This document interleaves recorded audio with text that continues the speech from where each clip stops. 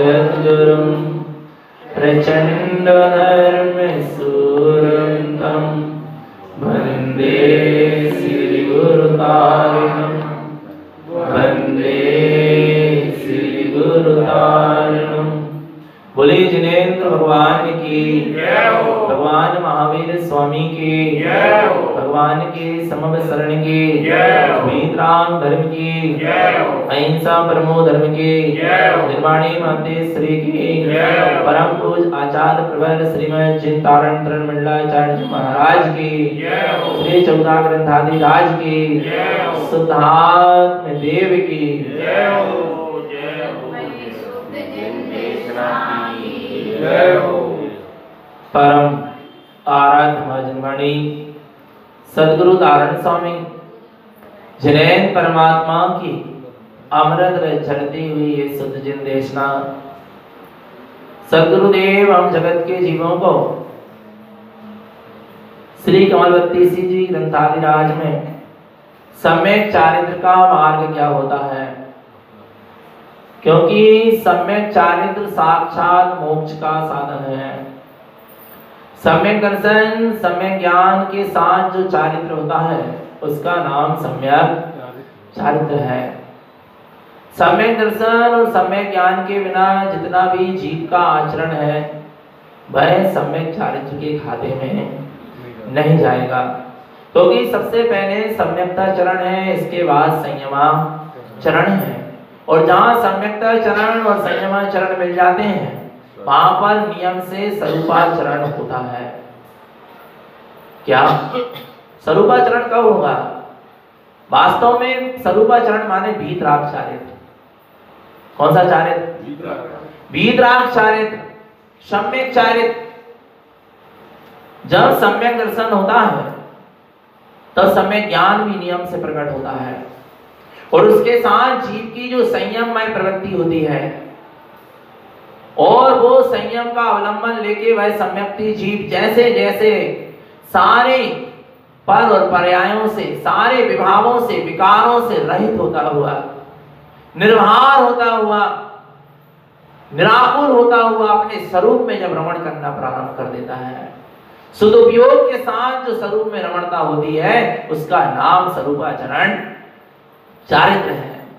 पर सम्यकता चरण और संयमाचरण दोनों का अवलंबन लेना होगा। बिना सम्यकता चरण के संयमाचरण कोई काम का नहीं है। आ रहा है क्या? बिना सम्यकता चरण के संयमाचरण कोई काम का नहीं। हाँ, सम्यक्त की भावना हो, सम्यक्त की रुचि हो और संयम का पालन करें तो अवश्य उस संयम के माध्यम से हम सम्यक्त तक पहुंच सकते, पर ना ही सम्यक्त का लक्ष्य हो, ना ही सम्यक्त की रुचि हो। मात्र संयम के लक्ष्य से संयम ले लिया कोई काम का नहीं है। संयम के लक्ष्य से संयम नहीं लिया जाता, स्वरूप के लक्ष्य से संयम लिया जाता है। स्वरूप की साधना के लिए संयम है। काय के लिए है?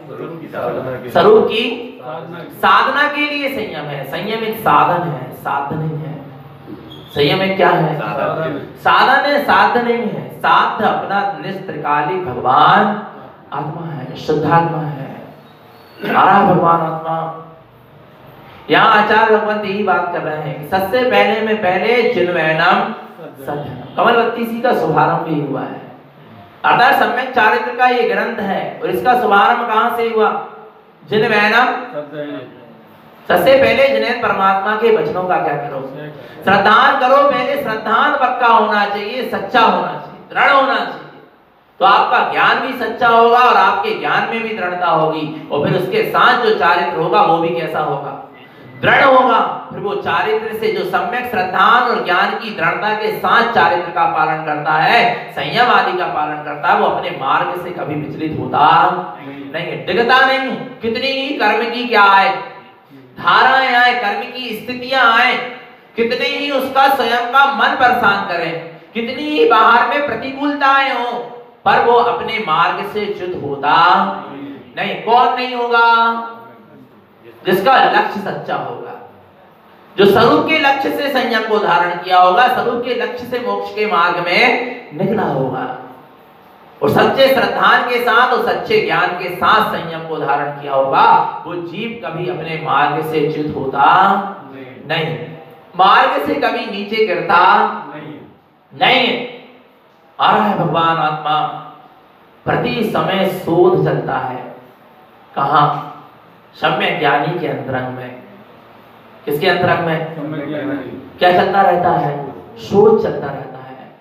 आत्मावलोकन, अंतर शोधन, आत्मनिरीक्षण, इसी का नाम संयम है। गुरु महाराज ने गाथा भी दी है। अभी संयम जब अपन श्राप का 4 न्याय समुच्चय सार तक पहुंच जाएंगे, यदि उसमें गाथा आत्मनिरीक्षण का नाम ही क्या है? संयम है। और आत्मनिरीक्षण कौन कर पाएगा? मिथ्या दृष्टि नहीं कर पाएगा। मिथ्या दृष्टि दूसरों के ही निरीक्षण में लगा है, और मिथ्या दृष्टि ना दूसरे का सही निरीक्षण कर पाएगा ना स्वयं का कर पाएगा, क्योंकि सम्यक ज्ञान नहीं है। सम्यक दृष्टि ज्ञानी जीव ही आत्मनिरीक्षण कर सकता है। सम्यक ज्ञान जिसको प्रकट हो गया है उसका ज्ञान आत्मनिरीक्षण करेगा। क्या करेगा? आत्मनिरीक्षण करेगा। अपने अंतरंग को भी देखेगा कि मेरे में कौन कौन सी कमी है, मेरे में कौन कौन सी भूल पड़ी है, मुझे इन विकारों को कैसे छोड़ना है, इन विभावों से कैसे बचना है और कैसे अपने स्वरूप तक जाना। एक एक गलती को पकड़ता है सम्यक ज्ञानी। किसकी? स्वयं की। किसकी? स्वयं की। एक एक गलतियों को पकड़ेगा, एक एक भूल को पकड़ेगा, एक एक साधना में आने वाली जो बाधाएं उनको पकड़ेगा और उनको क्या करेगा? फिर उसका परिमार्जन करेगा। ज्ञान से ही आत्मनिरीक्षण होता है, अंतर शोधन होता है। ज्ञान में ही प्रतिक्रमण है, प्रायश्चित है, प्रत्याख्यान है, और ज्ञान ही वो मार्ग बतलाता है। ज्ञान ही बाधा बतलाता है कि क्या बाधा है, और ज्ञान ही वो बाधा को दूर करने का उपाय भी बतलाता है। ज्ञान बहुत अद्भुत चीज है, जिसके ज्ञान में, जिसके जीवन में मगर सम्यक ज्ञान नहीं, वो साधना के मार्ग में ऊपर उठ सकता नहीं। ज्ञान मार्ग की साधना है। जिनेंद्र का मार्ग, सद्गुरु तारण करण देव का मार्ग, या भावलिंगी वीतरागी संतों का मार्ग, या शाश्वत सुख या मुक्ति का मार्ग, जो भी कह रहे हैं अपन, ये मार्ग काय का है? ज्ञान मार्ग है। ज्ञान मार्ग की साधना है, भक्ति मार्ग की नहीं है। ज्ञान मार्ग की साधना है। कौन से मार्ग की साधना है? ज्ञान मार्ग की साधना है। और ज्ञान मार्ग के साथ जो भक्ति होती है वो सच्ची भक्ति है। गुरुदेव ने संवेग आदि 8 गुणों का जब वर्णन किया न्याय समुच्चय सार में, तब उन्होंने एक सूत्र दे दिया छोटा सा। पूरी गाथा तो मैं बता नहीं पा रहा आपको। ज्ञान भक्ति न। कौन सी भक्ति? कौन सी भक्ति? ज्ञान की भक्ति। ज्ञान की संपूर्ण शक्ति जब स्वभाव की साधना में लगती, वो है क्या? ज्ञान की भक्ति। और ज्ञान की शक्ति यदि मन वचन काया में लगी है, 5 इंद्रियों के विषयों में लगी है, शुभ विकल्पों में लगी है, पुण्य पाप में लगी है, तो अभी वो ज्ञान, वो भक्ति नहीं है। जहां तेरी ज्ञान की शक्ति, तेरा ज्ञान का ही उपयोग इधर उधर भाग रहा है, नहीं आ रहा भगवान। काय की भक्ति, और काय की भक्ति है बात। काय समझ रहा है? बस सिर्फ काय की भक्ति कहलाएगी। महाराज ज्ञान भक्ति नम, जहां ज्ञान का ज्ञान में ज्ञान रूप ही परिणमन चले, जहां ज्ञान का ये ज्ञान ही बनकर प्रतिबिंबित होए, जहां ज्ञान में ज्ञान ही झूले, ज्ञान ही झलके, जहां ज्ञान ज्ञान में रमण करे, जहां ज्ञान ज्ञान की स्थिति में पहुंच जाए, ज्ञान ज्ञान में स्थित हो जाए, उसका नाम क्या है? सच्ची भक्ति है। और ऐसी ज्ञानमय भक्ति होती है, फिर वहां आनंद, आनंद, चिदानंद, सहजानंद और परमानंद का आनंद बरसता है। गुरु महाराज ने ज्ञान की भक्ति करी, ज्ञान से भक्ति करी, और ज्ञान की भक्ति करी, और ज्ञान रूप भक्ति करी, ज्ञानमय भक्ति करी।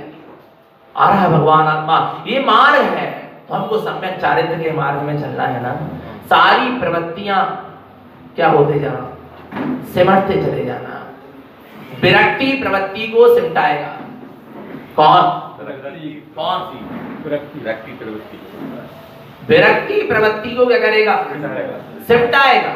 जो प्रवृत्ति फैली ना अपनी इधर उधर, जो उपयोग फैल रहा, उपयोग की शक्ति चारों तरफ फैली हुई है, वो उपयोग की शक्ति कैसे सिमटेगी? कैसे सिमटेगी? विरक्ति होगी। जब ज्ञान में वैराग होगा, ज्ञान के साथ 2 चीज काम करते ही भैया, ध्यान रखना। पता क्या? एक ज्ञान के साथ वैराग्य काम करता है। यदि आपके जीवन में ज्ञान है और वैराग्य है, तो वो ज्ञान सम्यक नाम पाएगा। और आपके जीवन में ज्ञान है खूब क्षेमसम है, खूब शास्त्रों को पढ़ लिया है, जान लिया है, समझ लिया है, और आपके जीवन में वैराग्य नहीं है, आ रहा है, तो नियम से उस ज्ञान के साथ अहंकार होगा। क्या होगा? अहंकार होगा, अहम होगा, नियम से होगा। जिस ज्ञान में वैराग्य नहीं, उस ज्ञान में अहम नियम से झलकेगा, और वो ज्ञान का अहम जीव को निगोद पहुंचा देगा। कहां पहुंचा देगा? सबसे बड़ा मद है तो उपाय का है, ज्ञान का मद है। आरा भगवान आत्मा, और ज्ञान के मद का जो फल है वो क्या है? क्या है? निगोद है। धन का, रूप का, बल का, तप का, रिद्धि, इनका मद तो नरक तक पहुंचाएगा, पर किसका मद? ज्ञान का मत करेगा। ज्ञान है तेरे पास, बहुत अच्छी बात है। ज्ञान मान करने की चीज नहीं है, ज्ञान बहुमान की चीज है। आ रहा है भगवान आत्मा। पर जिसके जीवन में ज्ञान है और वैराग्य नहीं है, उसके जीवन में जरूर नियम से क्या होगा? अहम होगा। और जो ज्ञान को प्राप्त करके अहम को प्राप्त होगा, वो अपने ज्ञान में ऐसा आवरण करेगा, ऐसा आवरण करेगा, ऐसा आवरण करेगा कि भगवान आत्मा कहां पहुंच जाएगा? निगोद पहुंच जाएगा, जहां क्षर के अनंत में भाग प्रमाण ज्ञान का उघाड़ रह जाएगा। ज्ञान तो अनंत है निगोदिया के पास, परंतु उघाड़ कितना रह जाएगा? अक्षर के अनंत में भाग प्रमाण रह जाएगा। आपको पता है, दो ही जीव को कर्म का, दो ही जीव के ज्ञान में आवरण नहीं होता।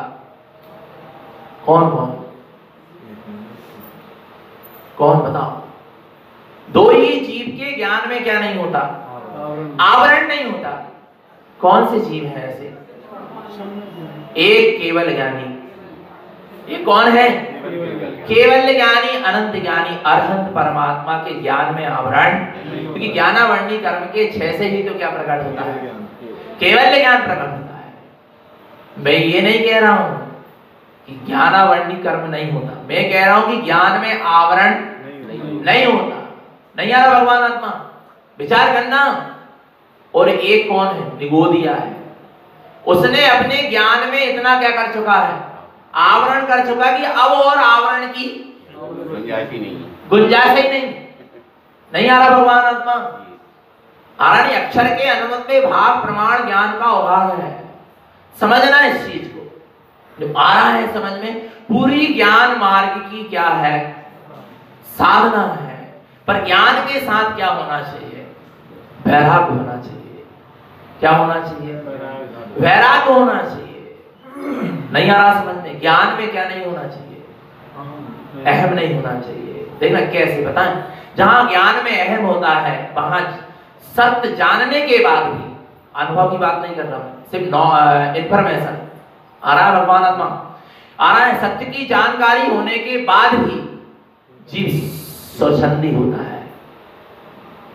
जहां ज्ञान में अहम होता है और जहां ज्ञान में वैराग्य होता है, आ रहा है भगवान आत्मा। ज्ञान और वैराग्य का जोड़ा है। ज्ञान और वैराग्य एक सिक्के के दो पहलू हैं। और जहां ज्ञान में क्या होता है? वैराग्य होता है, वहां जीव स्वच्छंदी नहीं हो सकता। स्वतंत्र तो हो सकता है, पर क्या नहीं हो सकता? क्या नहीं हो सकता? स्वच्छंदी नहीं होता। अपनी मर्यादा को ज्ञानी कभी खोता नहीं है। पर किसके साथ चलेगा? जब वो वैराग्य के साथ चलेगा। उदासीन वृत्ति होना चाहिए। कैसी वृत्ति होना चाहिए? कहां पर? जब ज्ञानी का ज्ञान बाहर देखता है, पर को जानता है, तो उससे उदासीन होता है। पर ऐसा नहीं है कि ज्ञानी मुंह लटका के बैठा रहता है। आ रहा है समझ में? ज्ञानी उदास नहीं होता। आ रहा समझ में? उदासीन जब पर की ओर दृष्टि जाती है, संसार शरीर भोग की ओर ज्ञान की दृष्टि जाती ज्ञानी की, तो क्या होता है? उदासीन होता है। पर जब ज्ञानी की अंतर्मुख दृष्टि होती है, तो उस ज्ञान में आनंद बरसता है। ज्ञानी आनंद में रहता है। बैराग आनंद में रहने का नाम है। कोई बैराग मुंह लटका के जीने का नाम नहीं है। बैराग उदासी का नाम नहीं है। नहीं आ रहा भगवान आत्मा? हमें तो बैराग है, कुछ मतलब नहीं है। ऐसी प्रवृत्ति नहीं होती किसकी? बैरागी की। आनंद में होता है। कैसा होता है? आनंद में होता है। आ रहा नहीं आ रहा भगवान आत्मा, पर ज्ञान के साथ क्या नहीं होना चाहिए, अहम नहीं होना चाहिए। ये ज्ञान तुम्हारा पतन, ये ज्ञान का अहम तुम्हें क्या करा देगा, तुम्हारा पतन करा देगा। आ रहा है 11 अंग 9 पूर्व का पाठी। यदि मिथ्या दृष्टि है, विचार करना, भगवान आत्मा आवरण करके ऐसा जीव निगोद तक चला जाता है। विचार करो, इसलिए सम्यक ज्ञान के साथ जियो। किसके साथ जियो, सम्यक ज्ञान। उपयोग स्वभाव की ओर झुकना चाहिए। किसकी ओर, उपयोग किसकी ओर झुकना चाहिए, स्वभाव की ओर झुका होना चाहिए।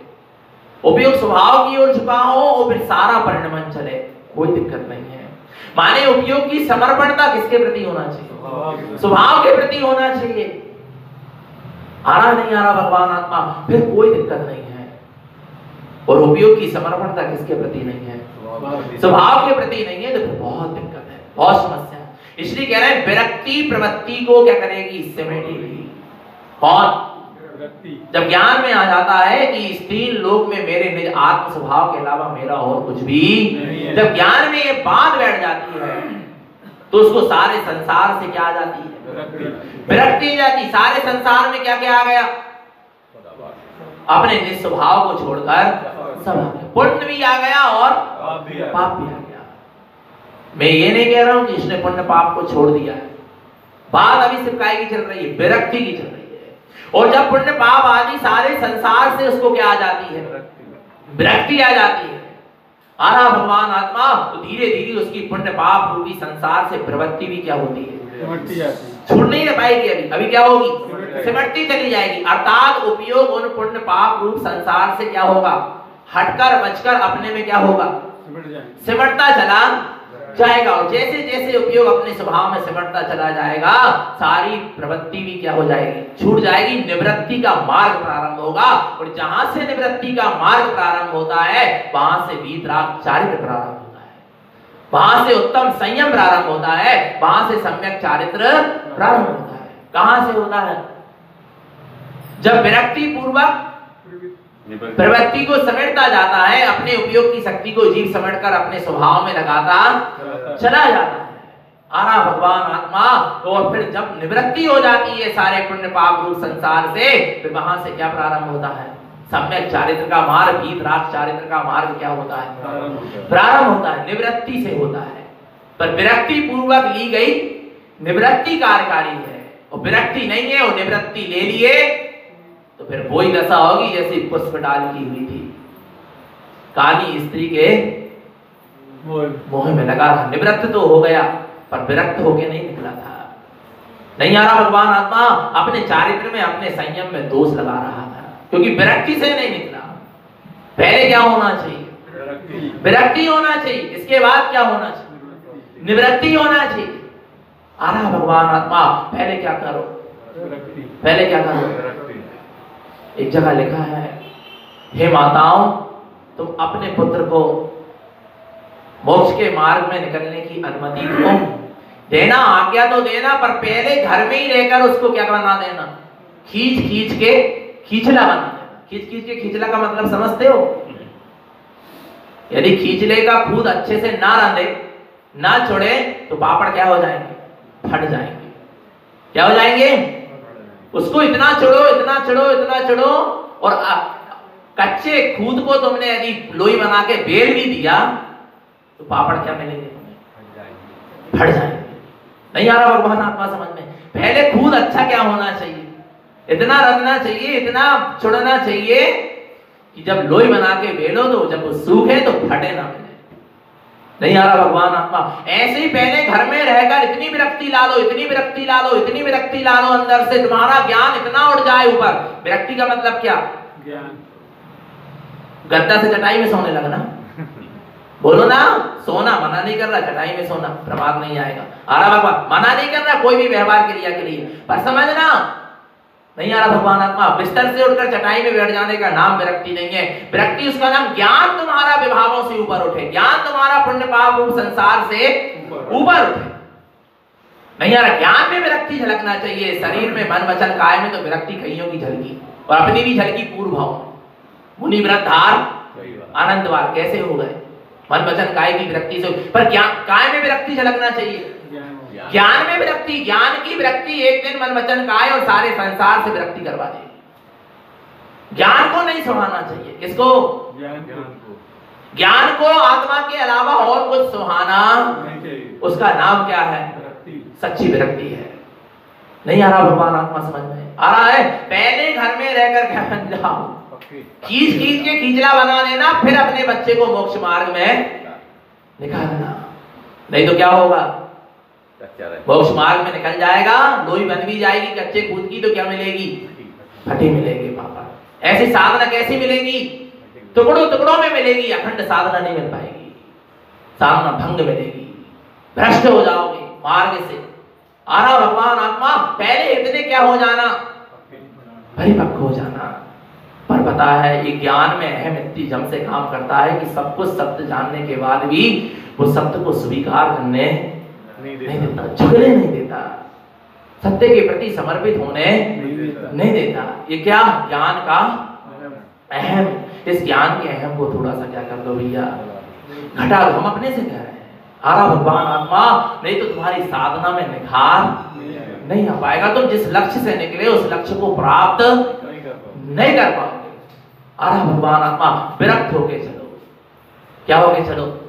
विरक्ति पूर्वक ली गई निवृत्ति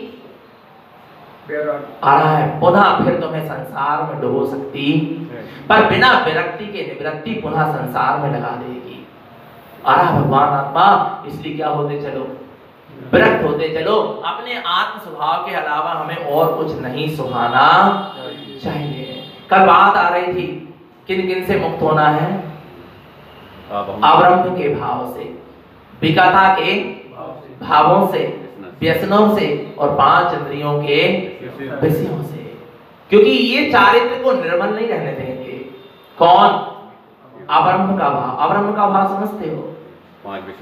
5 इंद्रियों के विषय को अब्रह्म का भाव कहते हैं। कोई एक इंद्रिय का विषय नहीं। कितने इंद्रिय के विषय? 5 इंद्रिय के विषय को क्या कहा जाता है? अब्रह्म का भाव कहा जाता है। चाहे, और यहाँ तक तो आचार्यों ने कह दी, चाहे शुभ विषय हो चाहे अशुभ विषय हो। आ रहा भगवान आत्मा, इनसे क्या करो? विरक्त हो जाओ, बचो। आ रहा है विकथाओं से क्या करना है? क्योंकि सबसे ज्यादा समय यदि जीव का बर्बाद हो रहा तो क्या हो रहा है? विकथा में हो रहा है। और अब अकेले भी विकथा होने लगी, हमने बताई थी। किसके साथ?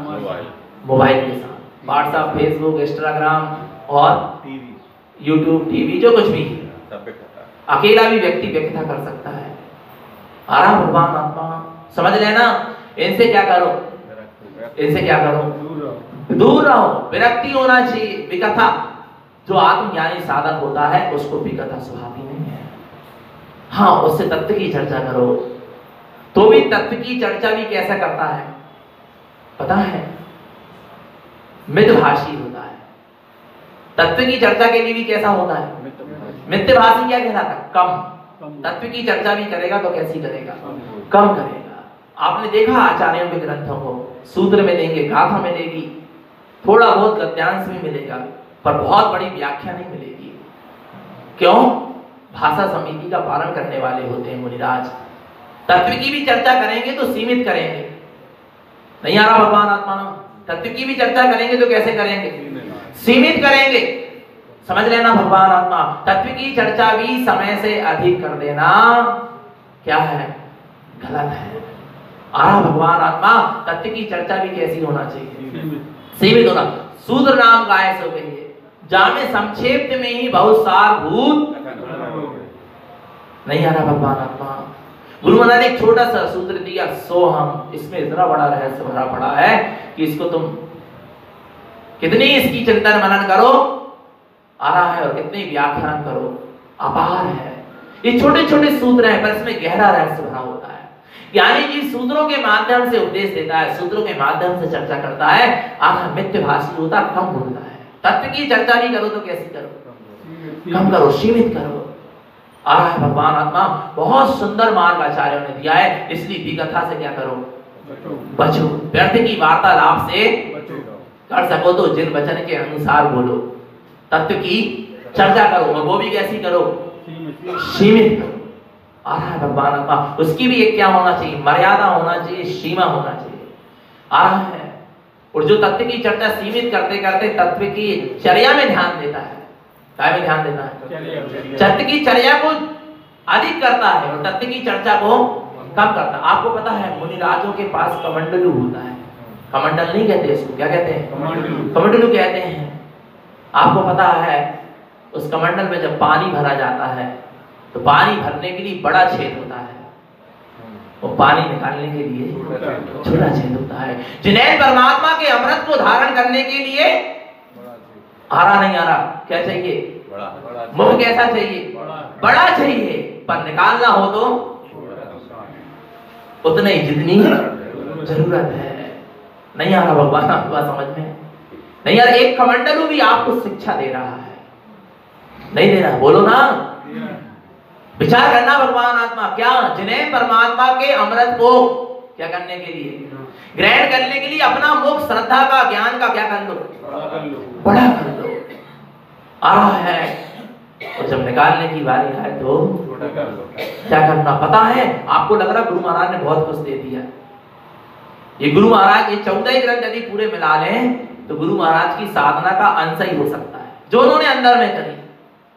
आ रहा नहीं आ रहा भगवान आत्मा, जबकि 47 सुन और 572 सुन और इतनी गहरी गहरी अनुभूति और मति ज्ञान के इतने परिणाम शुद्ध ज्ञान, किसी आचार्य ने ऐसी बात नहीं करी मेरे हिसाब से। जितने ग्रंथ अभी तक मैंने लिखा हूं और पढ़ा, अपन पूरा नहीं कह सकते, जितना हमने पढ़ा लिखा उसके हिसाब से तो अभी तक ऐसा समझ में कहीं कि मति ज्ञान के, शुद्ध ज्ञान के, अवधि ज्ञान के ऐसे परिणाम हो, चक्षु दर्शन अवधि दर्शन के ऐसे ऐसे परिणाम किसी आचार्य ने हुए भी हो उत्पन्न तो पर बताया नहीं पाए। पर गुरु महाराज ने 47 शक्तियां और 17 ज्योति शक्तियां और ये भगवान आत्मा इतना खोल के रखा, इतना खोल के रखा, स्वरूप क्या बता दे, फिर भी जितना उन्होंने अनुभव किया उतना पूरा का पूरा नहीं किया, नहीं बता पाए। जिन्हें परमात्मा जितना लेते हैं उसका एक अंश गणधर लेते हैं और गणधर का अंश का भी अंश मुनिराज, मुनिराज का अंश का भी अंश हमारे तक आ पाता है।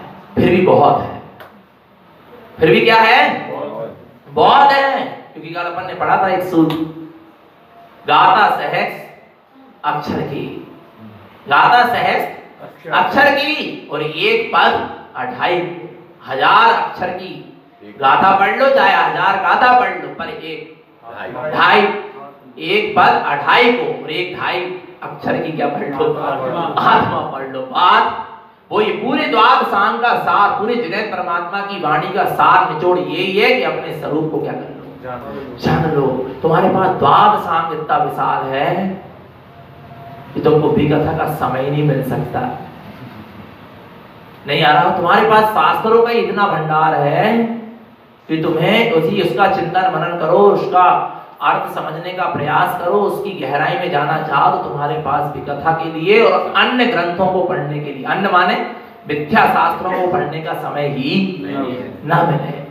आ रहा भगवान आत्मा, इतना इतना इतना भंडार भरा हुआ है भगवान आत्मा आपके पास, विकथा से बचो। इसलिए गुरु सम्यक चारित्र के मार्ग में और अपने संयम को सुरक्षित करने वाले को राजकथा, स्त्री कथा, भोजन कथा और चोर कथा चाहिए ना, राजकथा, स्त्री कथा, भोजन कथा, चोर कथा और एक और बता दिए थे हमने, समाज कथा। इससे क्या रहो, बहुत बच के रहो।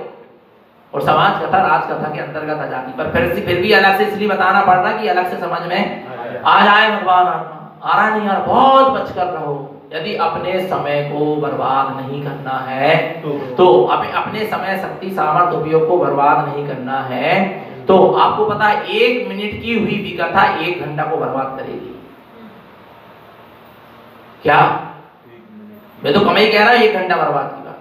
कितने समय की, 1 मिनट, कितने समय की, एक कोई व्यक्ति ने आपको बताया कि आपके बारे में तो बेहसो कह रहे थे, कितने मिनट में बताया, अब बैठ जाओ आप समाहित करने, अब बैठो समाहित करने, निकल जाएगा दिमाग से, नहीं निकलेगा, बैठो ध्यान कर रहे, अब बैठो शास्त्र का स्वाध्याय करो। बोलिए इतनी सी भी कथा ने, इतनी सी व्यर्थ की चर्चा ने क्या कर दी, विचार करना भगवान आत्मा। इसलिए साधक को, संयमी जीव को और अपन को भी आगे साधना के मार्ग में निकलना है ना, आ रहा भगवान आत्मा, तो विकथा से क्या करना पड़ेगा, बचना पड़ेगा। एक जरा सी 1 मिनट की 1 सेकंड की विकथा ने 1 घंटा क्या कर दी, बर्बाद कर दी, तुम्हारे उपयोग को बर्बाद कर दी, तुम्हारे उपयोग को विपरीत दिशा में ले गई, तुम्हारे विचारों को विपरीत दिशा में ले गई। तुम्हारे चिंतन को नष्ट करके रखती है। आ रहा नहीं आ रहा, बहुत बचो। ये सम्यक चारित्र का मार्ग है, इसमें पूरी संभाल बतलाई गई है। इस सम्यक चारित्र वाले को कैसे संभलकर चलना है, जब उसका संयम और चारित्र क्या रह पाएगा, सुरक्षित रहेगा। व्यसनों से भी क्या हो।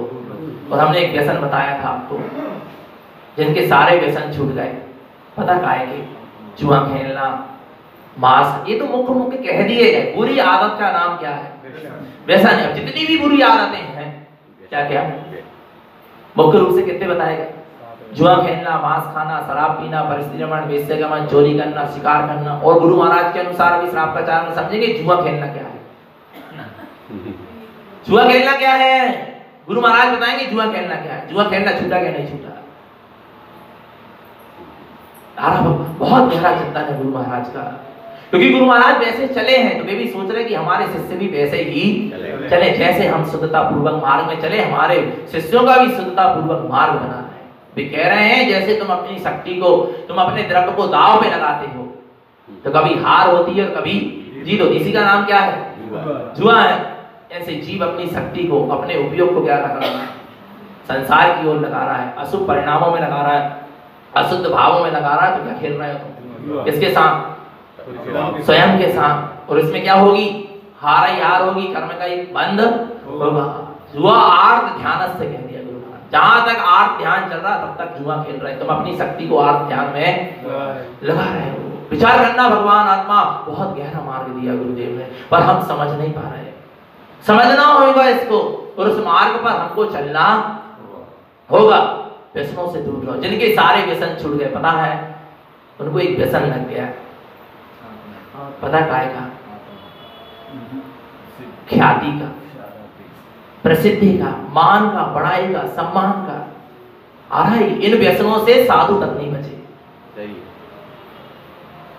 जो मिथ्यात्व के सद्भाव में साधना कर रहे हैं, ऐसे यदि साधु भी हो गए मिथ्या दृष्टि, तो काय से नहीं बच पाए।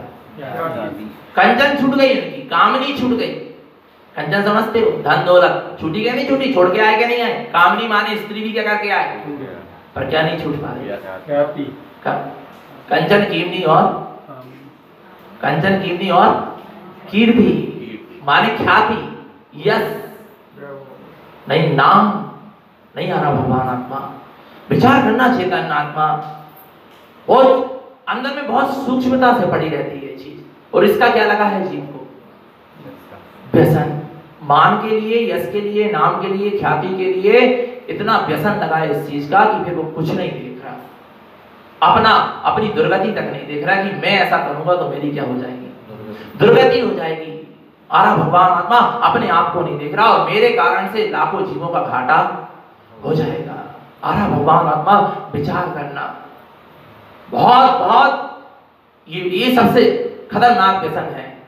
इसको गुरु महाराज ने जनरंजन, कलरंजन और मनोरंजन के अंतर्गत लिया कि साधक कैसे मनोरंजन का आरंभ में लग जाता है, कैसे ख्याति लाभ पूजा के चक्र में लग जाता है और अपनी साधना से विचलित होता चला जाता है। एक ग्रस्त यदि मार्ग से विचलित होए तो भगवान आत्मा वो खुद उसकी दुर्गति होगी, पर मेरे जैसा एक साधक यदि धर्म के मार्ग से विचलित होगा तो लाखों जीव उसको देखकर विचलित होंगे। आरा भगवान आत्मा, इसलिए इन व्यसनों से क्या करो, क्या करो, बचो। बहुत जरूरत है इन व्यसनों से क्या करने की, बचने की। भगवान आत्मा आया है, तब चारित्र का मार्ग आगे बढ़ेगा, उज्ज्वल होगा, ऊपर उठोगे। व्यसनस विषय मुक्तम चा, 5 इंद्रियों के विषयों से क्या रहो, मुक्त रहो। छोड़ो 5 इंद्रियों की प्रवृत्ति, क्योंकि तुम अतीन्द्रिय ज्ञान स्वभाव के धारी, तुम अतीन्द्रिय ज्ञान स्वभाव वाले हो। क्या वाले हो तुम? अतीन्द्रिय ज्ञान स्वभाव वाले हैं। और ये पंचेंद्रिय के विषय सब क्या है, झूठे हैं, क्षणभंगुर और नाशवान। जो पंचेंद्रिय और मन के विषयों में लगा है वो आगे नहीं बढ़ सकता, और सबसे अधिक समय बर्बाद हो रहा है जीव का तो कायम हो। ये समय बर्बादी की बात है, ये उपयोग की बर्बादी की बात है। ये समय, शक्ति, सामर्थ्य और उपयोग को व्यर्थ बर्बाद करने के लिए साधन है अब्रह्म, विकथा, व्यसन और 5 इंद्रिय के विषय। इसलिए इनसे गुरु महाराज क्या कह रहे हैं, दूर रहो, बचो। आ रहा है भगवान आत्मा, 5 इंद्रिय के विषय में जीव का सबसे अधिक समय क्या हुआ है, नहीं हुआ क्या? बोलो भगवान आत्मा। अच्छा, कितना समय बर्बाद हुआ 5 इंद्रिय के विषय में? पूरा जीवन आहा अनादिकाल अनंत समय बर्बाद हो गया। किसके पीछे? पांच इंद्रिय के पीछे। पता है एक स्पर्शन इंद्रिय का भोग करने वाला आ रहा है, एक वृक्ष ही है, कितना समय व्यतीत हो गया उसका स्पर्शन इंद्रिय का भोग करते करते। बोलो ना, विचार करना। भगवान आत्मा सबसे ज्यादा जीव का यदि समय बर्बाद हुआ तो काय में हुआ है? पांच इंद्रियों के विषयों के भोग करने में हुआ है। उसके पास विकथा नहीं है। किसके पास? एक इंद्रिय के पास क्या नहीं है? पर क्या है? एक स्पर्शन इंद्रिय का क्या है? विषय है। विचार करना भगवान आत्मा, कितना समय बर्बाद हो रहा है? नहीं हो रहा। और फिर विचार करो, जो पांचों इंद्रियों के विषयों में लगा है उसकी क्या गत होगी? नहीं आ रहा भगवान आत्मा। इसलिए इन पांच इंद्रियों के विषयों से क्या करो? बचो। पांच इंद्रियों के विषयों से क्या करना पड़ेगा? रस रूप गंध रस रूप गंध रस अरू शब्द सुहावने तिन में न राग विरोध पंचेंद्रिय जयन पद पावन।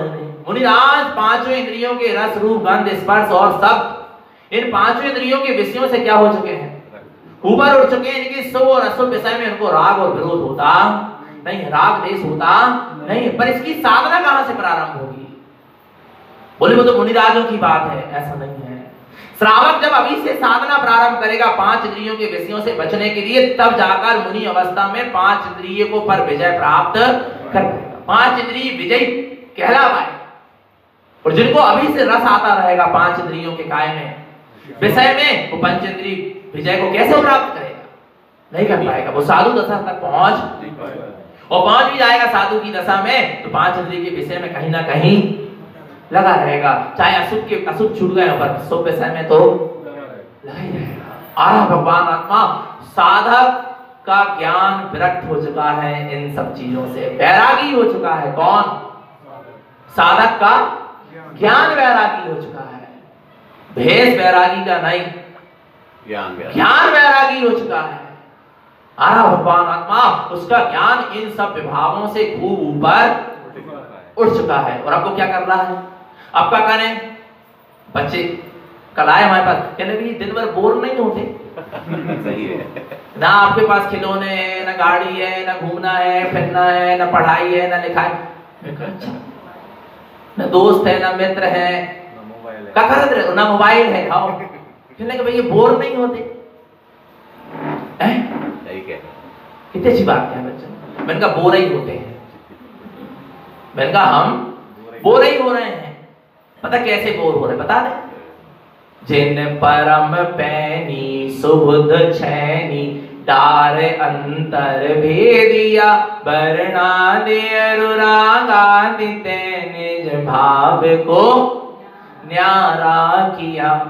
जिन परम पैनी सुबुध छैनी, जो परम पैनी है, सुबुध माने प्रज्ञा रूपी छैनी है, भेद विज्ञान रूपी छैनी है, उसके द्वारा क्या किया जा रहा है? उसको अंदर में डाला जा रहा है। वर्णादि अनुरागादि ते निज भाव को न्यारा किया। वर्णादि माने पांच इंद्रिय के विषय आ रहा है, और राग आदि माने अंदर में चलने वाले राग आदि भाव, इनसे अपने निज आत्मा को कैसा करा जा रहा है? इसके अभ्यास में साधक लगा है, बोर नहीं होता। बोर हो रहा है, बोर हो रहा, साधक का बोर हो रहा है, साधक बोर नहीं हो रहा। नहीं आ रहा। जैसे बोर मशीन होती ना, वो क्या कर रही है? अंदर जा रही, अंदर जा रही, जा रही, जा रही, चट्टानों को, पत्थर को, कंकड़ पत्थर को, सबको क्या करते जा रही? हटा दी जा रही, हटा दी जा रही। और शुद्ध जल, एक दिन का शुद्ध जल का फवारा क्या होगा? फूटेगा। हम बोर कर रहे हैं। हम क्या कर रहे हैं? बोर कर रहे हैं अपने भेद विज्ञान रूपी छैनी से, जिनवाणी रूपी छैनी से, परम पैनी अर्थात सुबुद्धि रूपी छैनी से हम अपने उसको अंदर में डाल रहे हैं, बोर कर रहे हैं। रागादि विकारी सारी चट्टान पत्थर कंकड़ पत्थर को अलग करके शुद्ध ज्ञान का, अमृत का फुवारा क्या होगा? फूटेगा। साधक बोर नहीं होता, साधक का बोर होता। हमारा भगवान आत्मा नहीं आ रहा समझ में? विचार करना नहीं आ रहा। और 1 घंटा जो जिनवाणी सुन रहा है ना, ये पता क्या हो रही है? ये भी बोर हो रही है। ये भी अंदर में जाएगी, तुमको सारे विभावों से अलग करके तुम्हारे अंदर में जो शुद्ध शुद्धात्मा का ज्ञान अमृत भरा पड़ा है उसका तुझे अनुभव करा देगी। इसको निरंतर जारी रखना, इस बोर को क्या करना, निरंतर। अब बताओ, अब ज्ञानी कैसे बोर हो सकता है? बोलो ना और सुनो, हम अकेले कहाँ हैं? हमारे अनंत गुण हमारे साथ है। एक एक गुणों का चिंतन किया जाए तो जीवन व्यतीत हो जाए, अनंत काल निकल जाए। आ रहा है ज्ञानी साधक कभी बोर, जो आत्म कल्याण के लक्ष्य से नहीं निकला है वो जरूर क्या होता है, बोर होता है। फिर वो साधना के मार्ग में आने के बाद भी टीवी, मोबाइल, व्हाट्सएप, फेसबुक, इनसे अपना समय पूरा करता है। आ रहा है भगवान आत्मा, पर जो सच्चा सम्यक दृष्टि ज्ञानी साधक मोक्ष के मार्ग में निकला है वो इन सब से विरक्त होता हुआ अंदर में भेद विज्ञान की अंतरंग में भेद विज्ञान का पाठ पढ़ता चला जाता है, भेद विज्ञान की साधना करता चला जाता है और अपने स्वरूप में पूर्ण समाहित लीन होकर परम आनंद में लीन हो जाता है। तो निरंतर ऐसे अपने निशुद्धात्म तत्व की दृष्टि रखें, निशुद्धात्म तत्व की इशरत रखें, अपना सबका जीवन सम्यक और संयम में बना रहे। बोलिए निशुद्धात्म देव